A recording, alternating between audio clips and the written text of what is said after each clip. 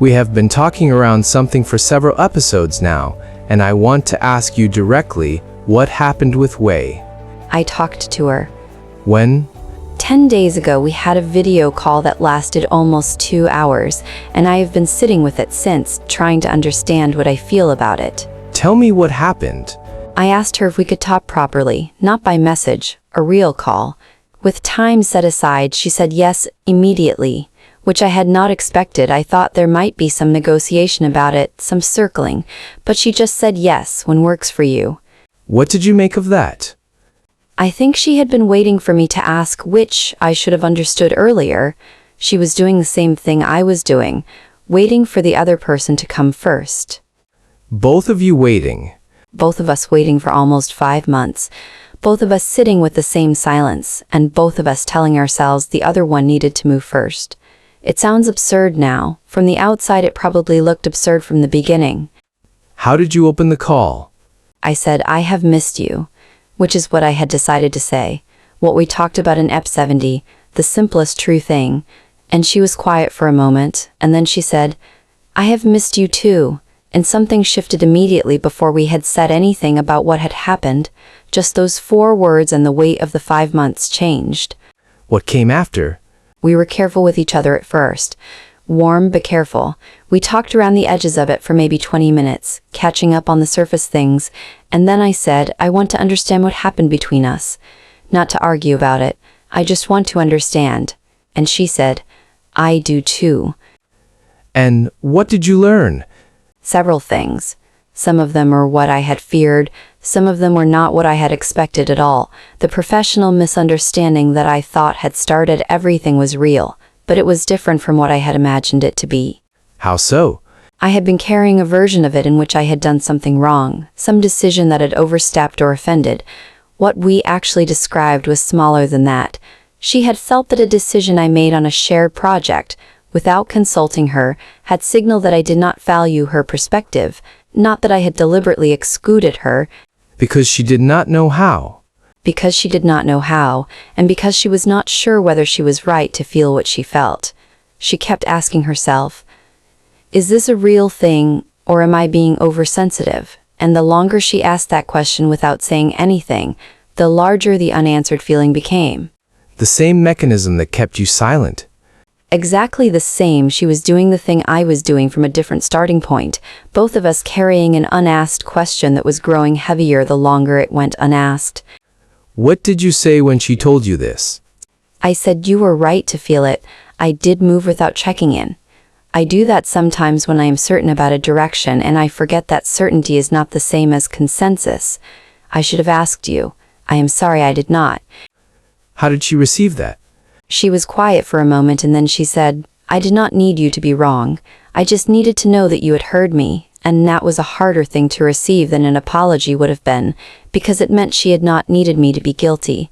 She had needed me to be present, and I had not been. The distinction between being wrong and being absent. The absence was the real wound, not the decision itself. The fact that I had been moving so fast in my own certainty that I had not looked back to see whether she was still with me.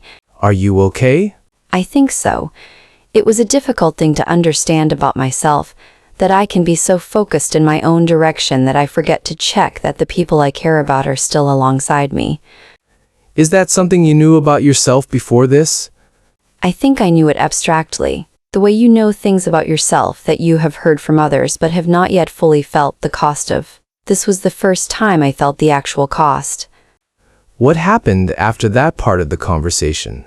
We talked for another hour, not about the misunderstanding, about everything else, about her work, about mine, about things that had happened during the 5 months that we had been carrying separately, and something strange happened during that part of the call. You had to rebuild the ground rather than standing on ground you had inherited. Yes, the friendship we had before the silence was one we had grown into without ever fully choosing it. The friendship now feels chosen. We know what it cost. We know what it needs. Are you back? We are back. But I would not say we are back to what we were. We are somewhere else.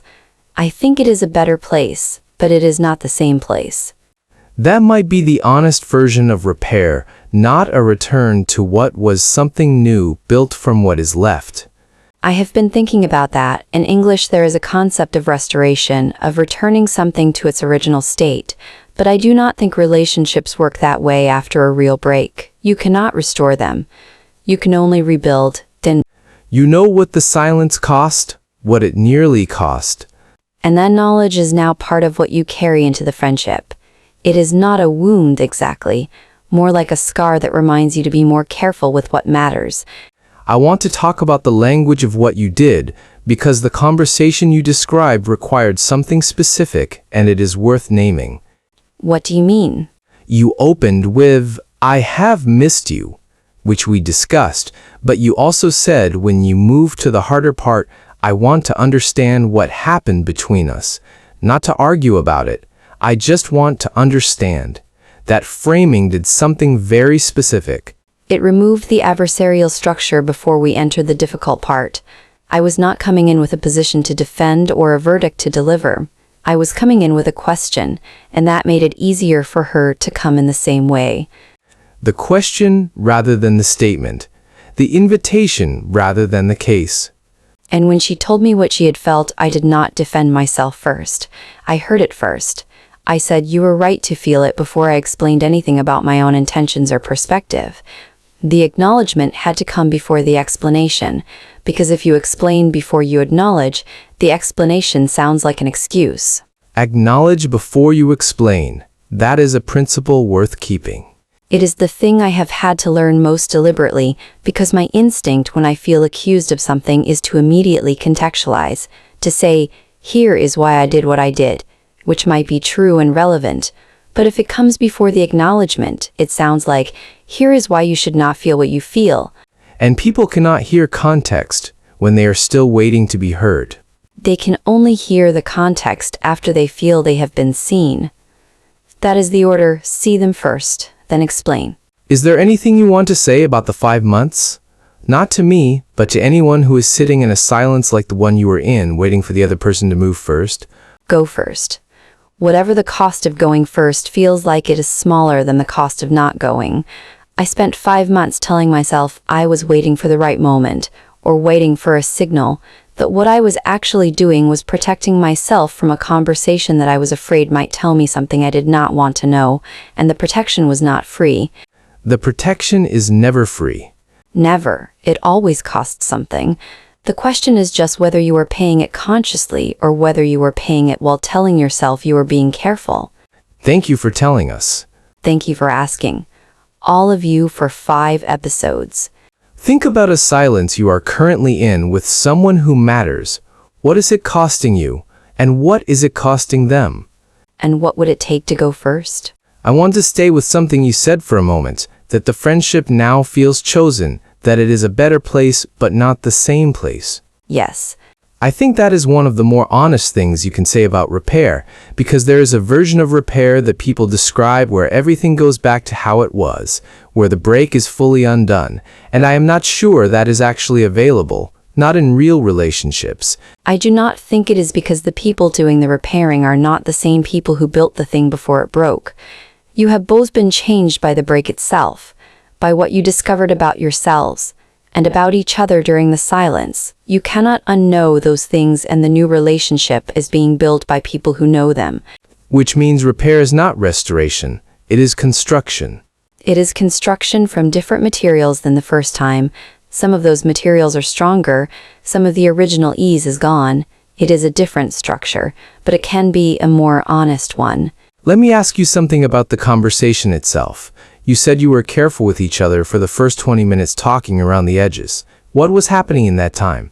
I think we were both checking that the warmth was still there, that the care had survived the silence before we moved into the difficult territory. We needed to know that the ground between us was still solid enough to hold it. You were confirming the relationship before you tested it. Yes, and I think that is actually an important sequence, especially in a conversation that has weight to it. Going straight to the hard thing without first re-establishing the warmth of the connection can make the hard thing feel more threatening than it needs to be. The warmth first as a kind of preparation. Not as avoidance, not as a way of softening what is coming so much that it never arrives, but as a genuine reminder for both people of why this conversation matters, of what is at stake if you did not have it. And then you moved into the harder part with, I want to understand what happened between us, not to argue about it. I just want to understand. Which was the most carefully considered sentence in the whole conversation. I had thought about how to open that part for several days before the call because the opening of the difficult section determines whether the other person can enter it alongside you or whether they feel they are walking into something adversarial. What made that particular sentence work? 2 things: not to argue about it explicitly, remove the combative frame. I was not building a case. I was not arriving with evidence, and I want to understand positioned me as someone seeking a verdict. And she was honest. She was more honest than I was ready for, which I mean as a compliment to her. She told me clearly what she had felt, without wrapping it in so many softeners that I could have missed it. She trusted me enough to say the actual thing. What does that tell you about the relationship? That it is real, that whatever the 5 months were, they did not hollow it out. She could have come to that call with a managed version of what she had felt, protected herself. Given me a softer account that was easier for me to receive but less true. She chose not to, and I hope I did the same for her. Did you? I tried to. I said things that were uncomfortable to say, about what I had learned about myself, about the way I can move through my own certainty without looking back. That was not comfortable. But I think it was what the conversation needed. There is something worth naming about the kind of courage that conversation required. Not dramatic courage, not the courage of a crisis, but the quieter courage of going towards something you are afraid of with nothing certain on the other side. You do not know when you make the call, whether what comes back will be what you hoped for. You only know that not making the call has its own certain cost. The uncertainty of reaching out versus the certainty of the distance. And the distance was certain, 5 months of it. Whatever the conversation was going to be, it could not have been worse than what the silence had already caused. I want to return to the language of what you did specifically, because there are people listening to this who are in a version of that silence right now, with someone they care about, and they have the feelings but not yet the words. The most important thing I can say about the language is this: the words do not have to be perfect. I spent days thinking about how to open the call. I had sentences prepared, and the one that mattered most in the end was the simplest one. I have missed you, 4 words. Nothing elaborate, just the truest thing I could say right at the beginning. The simplest true thing.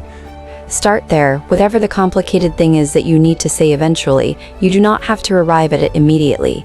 You can start with the simplest true thing, which is almost always, I have missed you, or I have been thinking about you, or I care about this and I do not want to leave it the way it is. And if the other person does not come through the door, then you have still done the thing that was yours to do.